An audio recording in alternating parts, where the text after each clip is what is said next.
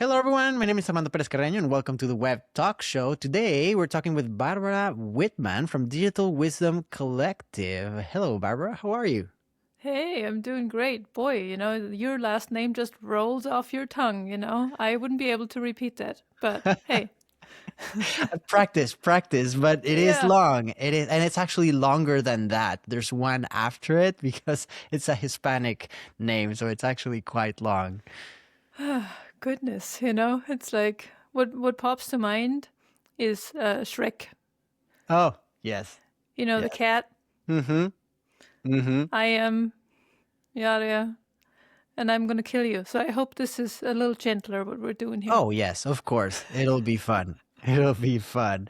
Thank you so much for joining me today, Barbara. What I've read about Digital Wisdom Collective and what we've talked about in previous conversations is impressive. And I would like the listeners to learn a little bit more about your background, where you came from, and why you started this collective. Yeah. So I was born and raised in Germany, so I'm an import, so to speak. I've lived in the U.S. close to Denver for 10 years. But for the past 25 years, what I did as my specialty is I was called in when digital transformation projects were failing. So essentially, I came in when the patient was in the ICU and no one really knew what to do with it anymore. So most times the board called me in because they saw a big investment being in danger, and then I came in to sort things out. And what I found is a recurring pattern is that it was never really a technology issue that I found that was wrong. It was really two things. It was getting the right people into the right places, empowering them. And actually another one is give them orientation. And, very simple things like giving them a map to follow, in the best case. Because it's so complex that people just get lost. Mm-hmm. And after doing this repeatedly, I mean, it gives you an adrenaline rush. It's amazing. It's like, you can be the hero walking away. But what I found is that clients came back because the same thing happened again. And I'm like, wow, how is that happening? Right? So I was thinking more along the lines of how can I get a change in the organizations where I actually teach organizations how to not even get there, or if they get into trouble, they can fix it themselves. They can course correct.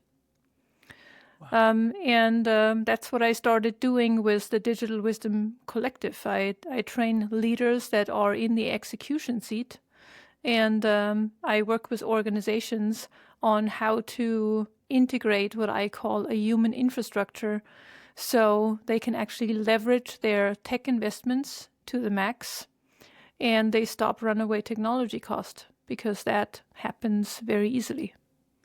I hear this very often, and I see stats all over blogs and articles, and especially now with AI. The stats are staggering in terms of how many technology initiatives fail. Why is that? I love those stats. Just to kind of dive into that a little bit. So at this point that we have done digital transformation for almost a decade now, that it's been a thing, we still have 70% of all projects failing. That's a crazy amount each year. And then now we get into AI, and because we couldn't figure out digital transformation, now we talk about AI transformation. That's pretty clever, huh? We think we're fixing it just by exchanging a word. And these go up to 95%. That was the stat for last year. So what we have not figured out is that the problem is not the technology. It really is the transformation bit. And what becomes more apparent with AI, it really bubbles up everything that's not going so hot in an organization, because it forces us to think in a different way. So why are these things failing? Because we look at them in a one-dimensional way. We look at them as a technology challenge. But it is much more. It is a people challenge, a training challenge, an organizational change challenge, and at the root of things, a question on how we innovate and how we work well across silos. Mm-hmm. Silos. That is an important word. I see many companies of a certain size have a new tech challenge, a new tech initiative, and the only people who really know about it are here. But then leadership is here and doesn't really have an idea. They know they're paying for it, but they don't really know what it does for them. And it might be something that's really crucial for them. But then this other person is doing this other thing. And there's that missing link, right? The triangle of death, yeah. So I see that very often, and that's why I'm a strong believer that the change and the truth really comes from the middle of the organization. And of course, leaders need to be on board, but they are not executing things. So the middle of the organization is crucial because that's the place where you cannot delegate complexity anymore. Somebody decides up here, as you're saying, and then it's just getting kicked down the ladder. And then it lands in the hands of somebody who is told to, well, just execute, just do that. And that person possibly could tell you very straight up if there is the capacity, if there's the knowledge, or if it even makes sense what is planned. And that person may have tried to voice that once or twice and was shut down. So they just, tag along and do it, to give them reinforcements. They get a consultant that is tagging along that costs a ton of money. But essentially that person in the organization would know what's best. So if we give that middle layer the tools to not just empower them, but also the tools on how they can play well with other departments, then things change. Interesting. So, is there a way to train that middle layer in a way that they... Yeah? Yeah, I mean, hey, this is like... So I also think we look at transformation as this big beast that cannot be tamed. So we are kind of tiptoeing around it because we don't want to poke the bear in a way. And I think it has just kind of puffed into this magical creature that we think we cannot ever tame and manage. But essentially, it's very simple because transformation starts with one. And we also need to trust that change ripples.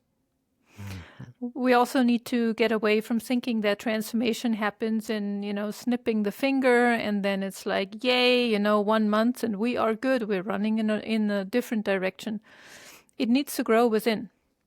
So in the middle layer, if you have about 20% of your managers trained in a new way of collaboration and mindset, that's when the magic happens because they are really inspiring others to think in a new way.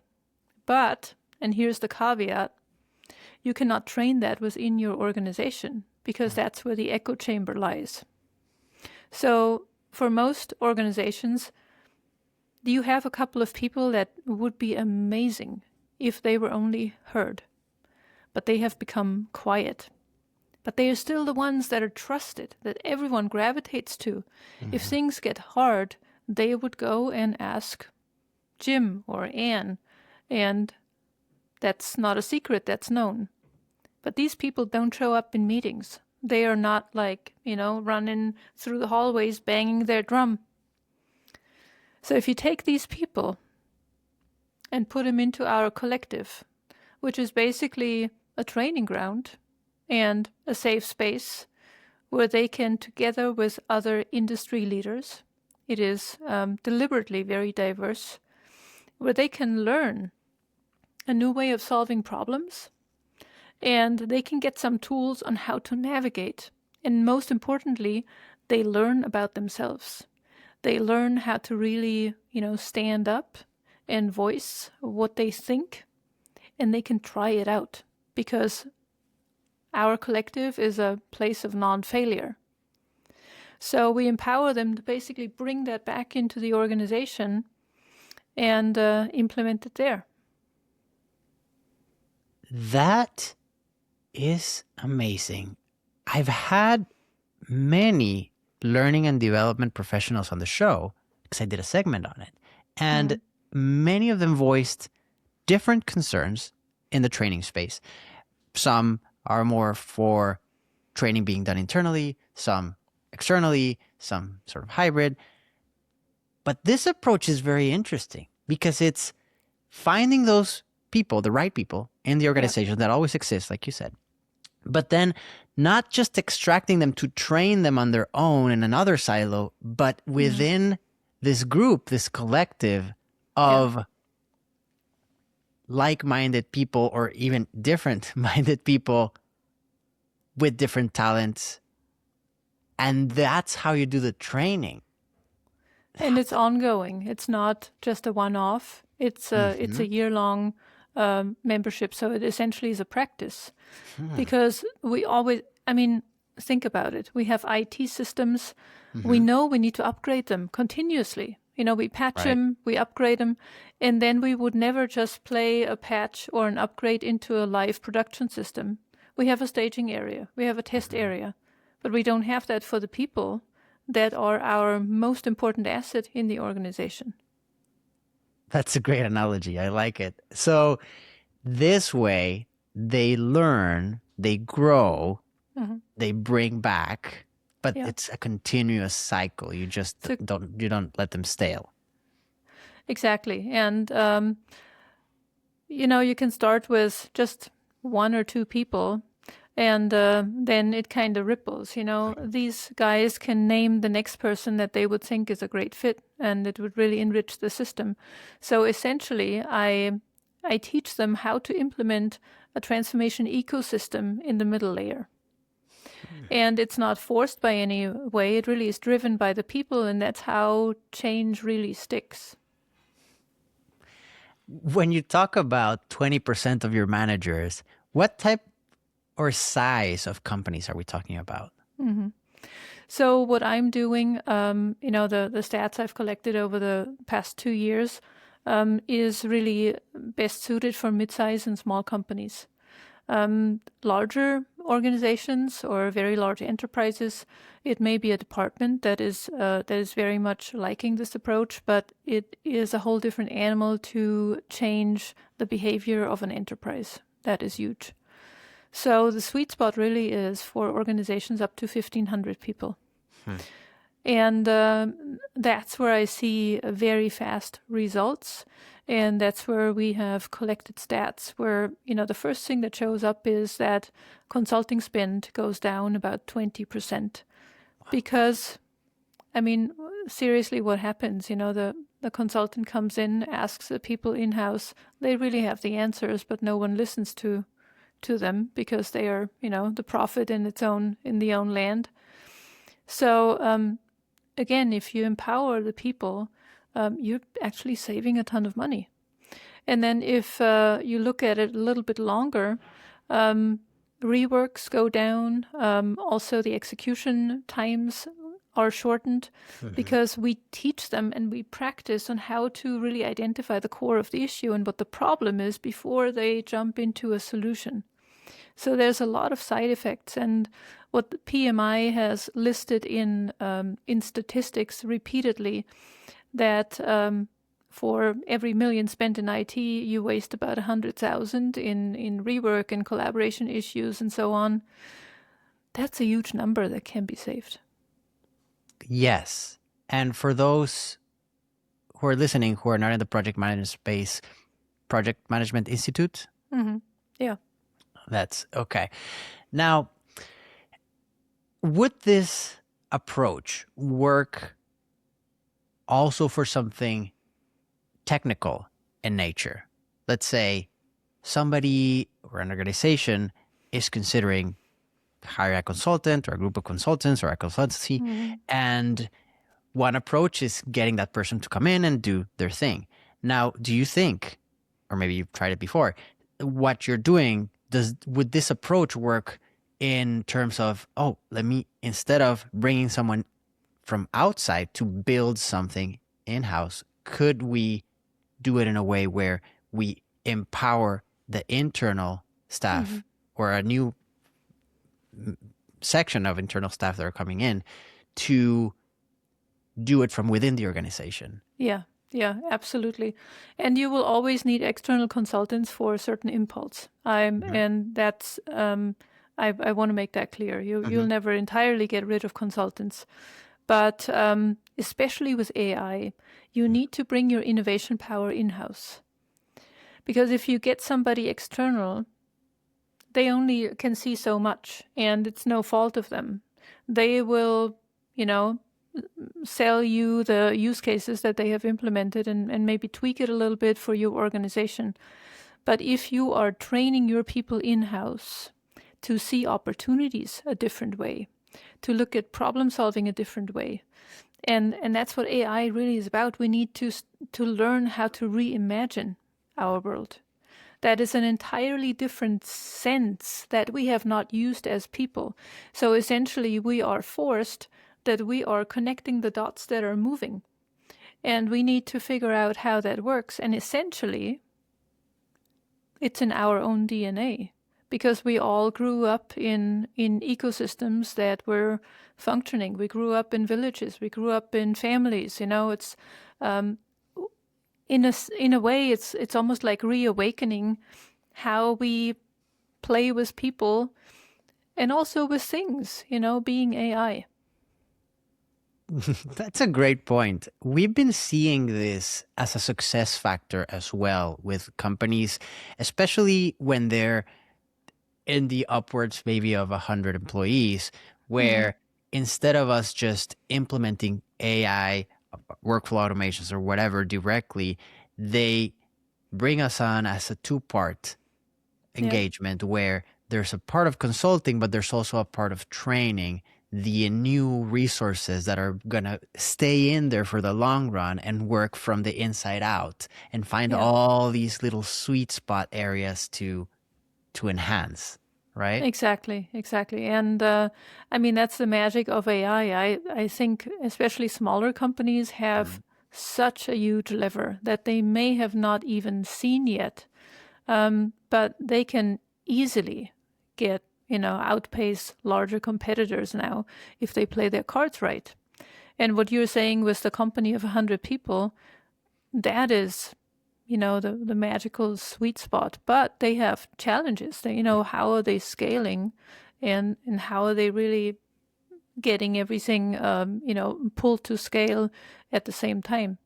So you're totally right. You gotta leave some institutional knowledge in there so they can basically self-innovate. I really like where AI can go.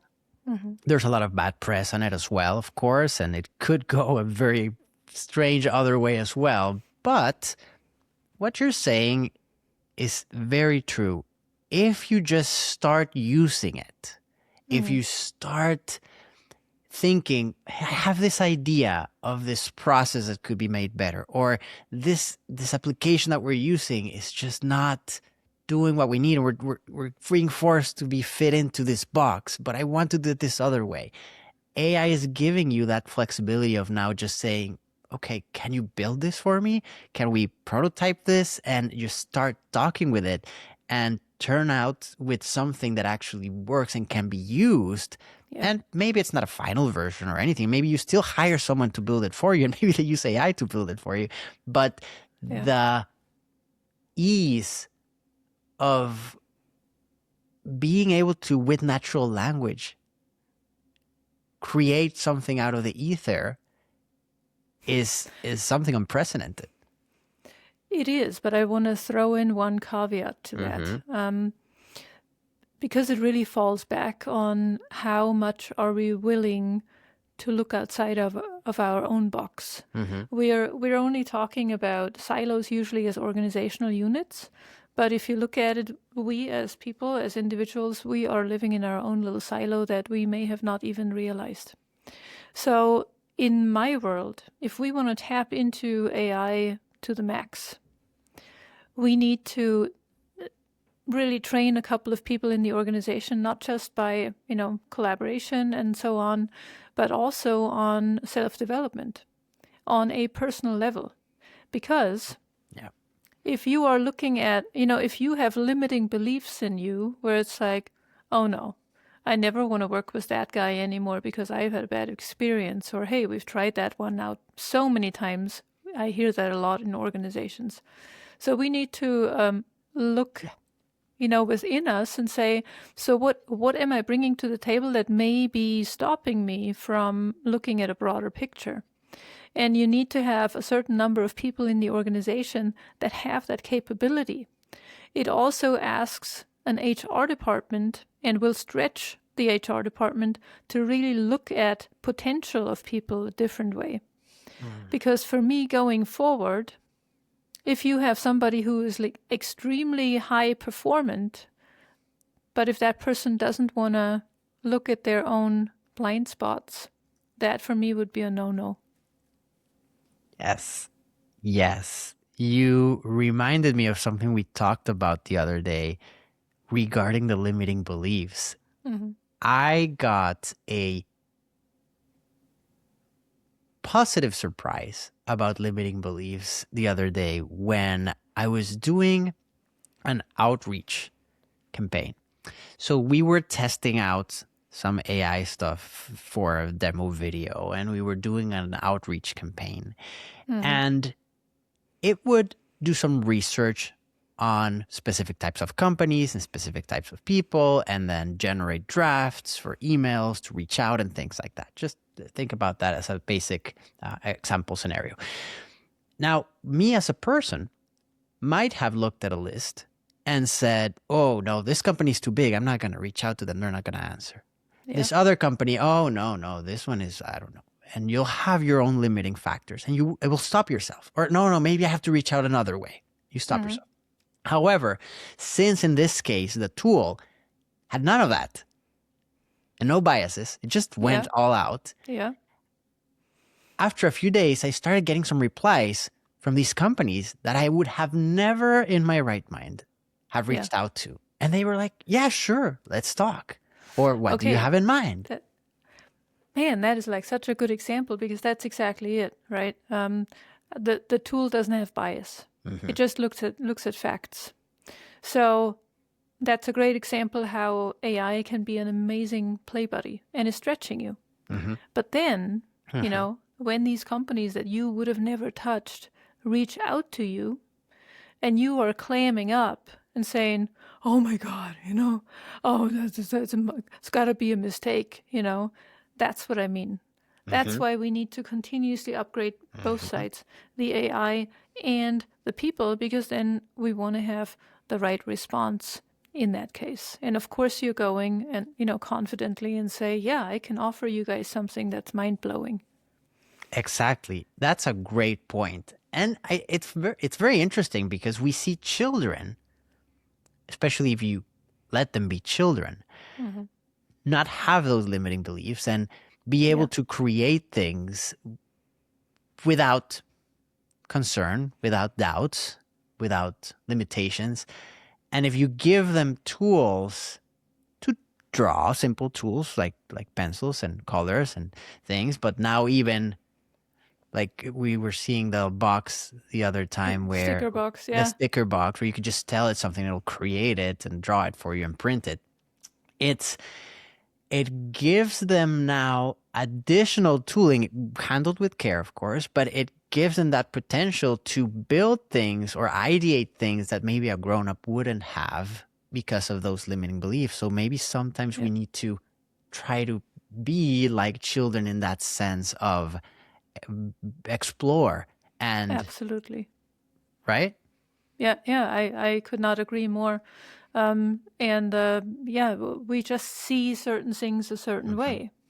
So when I was talking to my niece a while ago, she was saying, hey, I drew something. And I'm like, what is it? And she says, it's a unipig. I'm like, what's a unipig? Well, it's not a unicorn. It's a pig that's a unicorn. And I'm like, and in my head, it's like, well, that's bleep, it's like, hey, that's a unicorn pig, right? And I kept asking, and I'm like, so why did you do that? And she's like, unicorns don't exist anymore. Why can't we make things we have magical? That's AI. Mm-hmm. Yes. So, you got to find your unipig in the organization. And that may be hiding somewhere. So true. I was talking the other day with a leader in a corporation, not in the United States, another country. And they were saying that with a technology initiative, like a big ERP system, right? Think SAP, Oracle, any of those monsters. The cost at a high level of implementing it, same thing here in the US versus over there, was, let's say, $5 million here, $15 million there. Well, Not because of the software, not because of the economy, obviously, because of other country, the economy isn't as great, but because of the human layer, like you were saying, underneath. So even if we put all the AI aside, just regular technology implementation in a company can be greatly more complex in a country or in a different culture that doesn't have the underlying layer of people being trained in basic concepts of computing or technology or other things out in the field or even inside the city.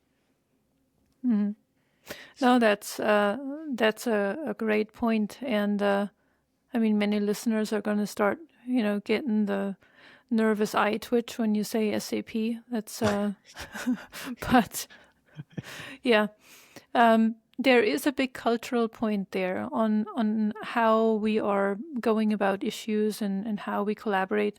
And that's exactly the point why I wanted to make the collective an international thing. That there's different cultural backgrounds that come together. And since I keep it pretty open and say, hey, if you are moving the needle in transformation, some are directors, some are managers. So, there's like a big hodgepodge, and you don't just have one age group, you have different age groups. So I think we need to have containers like that because everyone brings in a very valid viewpoint. And that's what I have also seen living in the US for 10 years, coming from Germany. Man, what a difference. Some things I am relearning about myself on how to, go more into risk and so on. Germans are very risk averse. We want to plan things out. But I'm also starting to see where the sweet spot is between the cultures. And, the magic really lies in the middle, always. That's very interesting. So the collective will have not only people in the same type of industry and different industries, but also people in different nationalities and different countries that are working in completely different ballparks. How is that interaction? Do you see people engaging more because of that fact? I love the reaction you have because that and more of it I got when I started this 2 years ago because people basically told me I'm crazy. It's never going to work. I think we are living in times where we ought to try things a very different way. So yeah, it is a wild mix of things, and how we are keeping tabs on it and what really grounds it. We are functioning around a common set of values. And that is what we repeat in every session we have. Everyone who is joining the collective is doing a value assessment that we have developed to understand what is their personal values. And out of that, we lump it together and we form the collective values, over time they may change slightly because there's different people coming in. So it's basically always a mirror of who's in the room. And we use values as a governing structure. So, how we do things, how we communicate, how we act is based on the group values. That's basically a governance light. And we encourage people to also take that into consideration when they go back into their organizations. They may have company values that are just written on a web page and no one is using them. Oh yes, I've seen many a company with a values statement and mission that is just something that somebody wrote because they had to, but it's not a company culture thing. Yeah. But just knowing what your core values are and, what is helping you to communicate and act, that's a huge piece. And there is a lot to be done. So everything we are doing and we are training upon is based on that values foundation. And I think that's a very underrated tool we all have. And that's very easy to understand because that is what grounds us. Yes. How this might seem like common sense, but how do you determine universally accepted values? So again, what we use in the collective is that's basically a combination of everyone's individual values. So it shows us, the overlaid picture of everything. Yeah. Like a Venn diagram of. It's exactly. And yeah, I mean, we could also go in and say these are our 3 values that we don't want to diverge, and that's also a way of doing it. But if it's co-created, it usually has more power. That's great. When we were every day, because we work with different companies, I might be on a call with someone in India or someone in Dubai or someone in the UK or someone in Mexico or someone in the United States, East Coast, West Coast, right? I think what you're doing is excellent because it's getting people who don't typically interact with people outside their little bubble. Yeah. And getting them outside their comfort zone. Right? And you know what the interesting thing is, because they have interacted with somebody they would have never talked to, they also go out and they may be asking the UX designer in their own company for advice and for an opinion. It really is, again, it's a practice thing. If you are seeing that it works elsewhere, it makes you a little bolder to try it in other places. That's a good point. So somebody might have had an idea of a concept, but thought, well, this will never work. But then they see it's working somewhere else, and maybe it's working by 3 or 4 other companies. And then that could give them strength to then go and tell the technical guru inside the company, hey, why aren't we doing this? Right. And, honestly, everyone is struggling with the same thing. And that is also something that is extremely comforting and empowering at the same time. Because we're always thinking of ourselves that, it's, oh my God, I'm struggling with this. It's got to be me, maybe if I was going to work harder or work longer or just, know more, things would be better. And then you hear that others are having exactly the same challenge, and it's more neutralized. And once you take the charge away, solutions come much easier.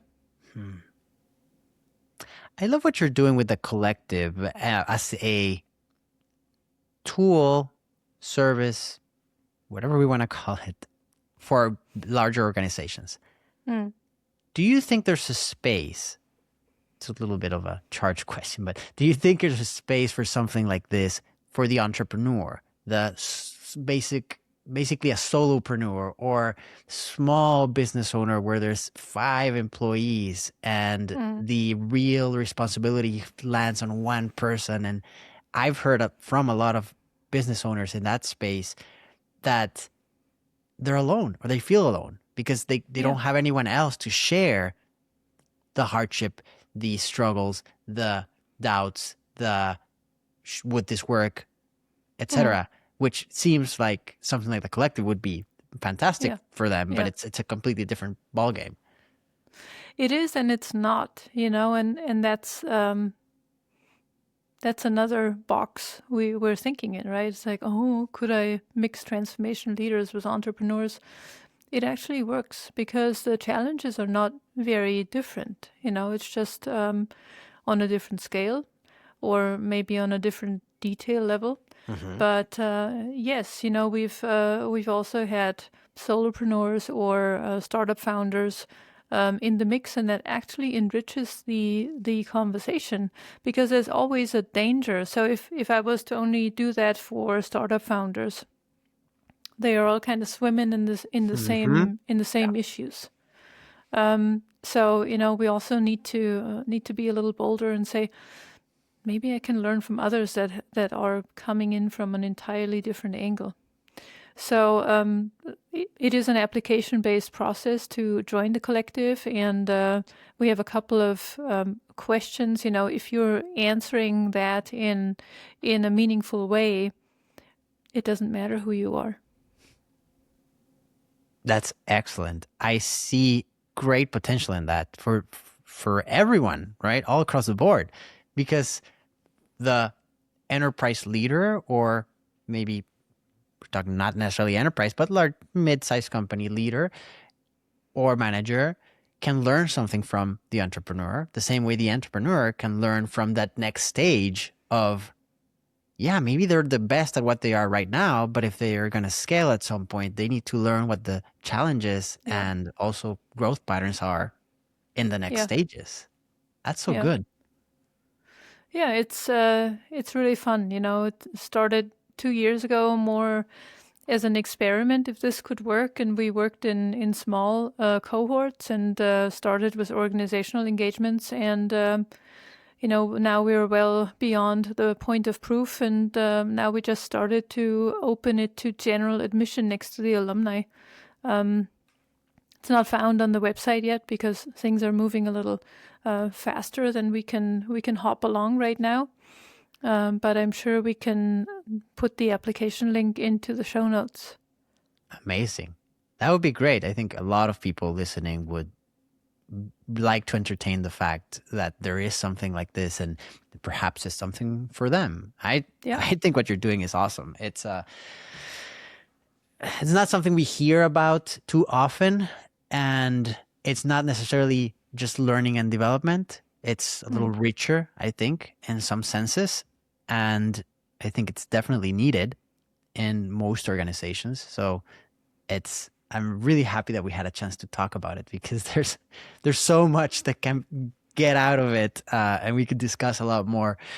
But if people want to find more about Digital Wisdom Collective, about you, about the process of your content, where can Mm. people find you, Barbara? So the first point of contact would be the website, Mhm. digitalwisdom.co, but that is a little static right now. We're lagging behind in updating that. Mhm. Gives you a general idea. If you want to stay on the pulse of my thinking and how things are evolving, Substack is the best place. I just put out a couple of articles about talents needed for 2030 and how we can help with that. So that's a great place. I write once a week. So, or follow me on LinkedIn. Excellent. So I'll put those in the show notes, the website, your Substack as well, and then your LinkedIn, so that Mm. any of the listeners, if you're interested, you can learn more about what Barbara is doing and what the Digital Wisdom Collective is all about as well. What would be, as a closing thought, a recommendation that you would give to a leader in the positions that we were talking about today? Well, I think what Darwin put out as survival of the fittest is not the right thing to look at right now anymore, because the one with the loudest voice and the best education may not be the best transformation leader. So I want you to look at this a different way. And I think it is about survival of the wisest.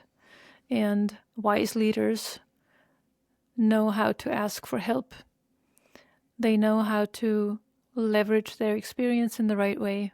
They know how to connect dots that are moving, and they may be the most quiet one in the organization. That's excellent advice. I really appreciate Barbara, and I really appreciate you coming on the show. This was very fun, and I hope to see you again soon. Thanks for having me. Thank you.